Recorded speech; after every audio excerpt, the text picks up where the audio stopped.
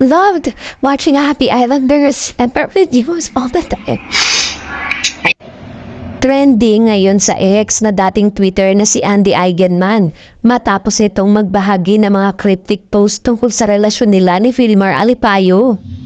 Nalulungkot umano ang mga netizen para kay Andy dahil iniwan ito ang kanyang karir para makasama ang lalaki.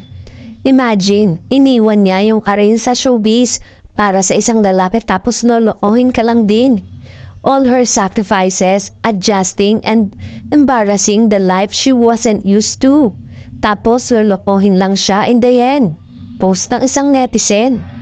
Samantala, may mga humirit naman na bumalik na si Andy sa showbiz. Say ng isa, a win for the Philippine film industry. It's about time for Andy Eigenman comeback.